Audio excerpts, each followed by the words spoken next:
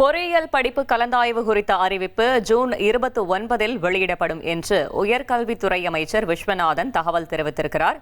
பல்கலைக்கழக துணை வேந்தர்கள் நியமனம் குறித்து சிஎம்முடன் ஆலோசித்து தெரிவிக்கப்படும் என்றும் தெரிவித்திருக்கிறார். மேலும் தகவலை செய்தியாளர் ரமேஷ் வழங்க கேட்கலாம். ரமேஷ் வணக்கம். உயர்கல்வித்துறை அமைச்சர் விஸ்வநாதன் என்ன தெரிவித்திருக்கிறார்? முழு தகவலையும் சொல்லுங்க. இன்ஜினியரிங் படிப்புக்கான கலந்தாய்வு தேதி எப்போ அப்படின்னு ஜூன் 29 சொல்றோம் அப்படிங்கிற தகவலை தான் உயர்கல்வித்துறை அமைச்சர் விஸ்வநாதன் இன்றைக்கு செய்தியாளர் சந்திப்பு மூலமா தெரிவிச்சிருக்கிறாரு. ஏற்கனவே உயர்கல்வித்துறை அமைச்சர் நிறைய விஷயங்களை தெளிவுபடுத்தி இருந்தாரு.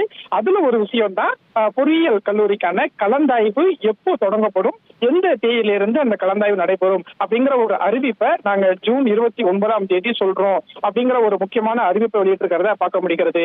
ஏற்கனவே பொறியியல் கலந்தாய்வு பதிவு செய்வதற்கான விண்ணப்ப தேதி நாளையுடன் நிறைவடைய இருந்த நிலையில அந்த தேதி இப்ப ஜூன் 5 வரைக்கும் நீட்டிக்கப்பட்டிருக்கு.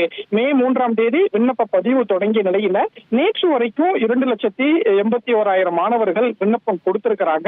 தொடர்ந்து அந்த விண்ணப்பங்கள் எல்லாமே இப்போ ஆய்வு செய்யப்பட்டு வருது. இந்த நிலையில தான் ஜூன் 29 நாங்க ஒரு அறிவிப்பு வெளியிடுறோம். அந்த அறிவிப்புல பொறியியல் கலந்தாய்வு எப்போ இருக்கும் அப்படிங்கிற தகவலை சொல்றோம் அப்படிங்கிற ஒரு அறிவிப்பை தான் இன்றைக்கு உயர்கல்வித்துறை அமைச்சர் விஸ்வநாதன் சொல்லியிருக்காரு.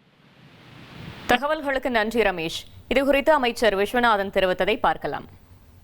கவுன்சிலிங் முடிஞ்ச பிறகு அட்மிஷன் வரும். அட்மிஷன் முடிஞ்ச உடனே we can go through.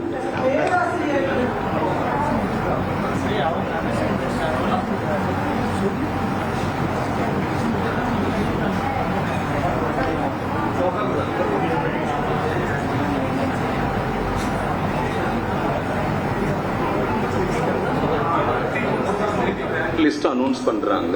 1,28,00,000 மனங்களை வென்ற தந்தை டிவி யூடியூப் சேனல். தவிர்க்க முடியாத தம்ப்நெயில், கலக்கலான கான்டென்ட்ஸ். நீங்களும் இந்த குடும்பத்தில் இணைய இப்பவே சப்ஸ்கிரைப் பண்ணுங்க. அசுரபலம் கொண்ட எங்கள் டிஜிட்டல் கரங்களில் உங்கள் விளம்பரங்களை சேர்க்க வாட்ஸ்அப் பண்ணுங்க. 8939888838. Email advttv@dttv.in.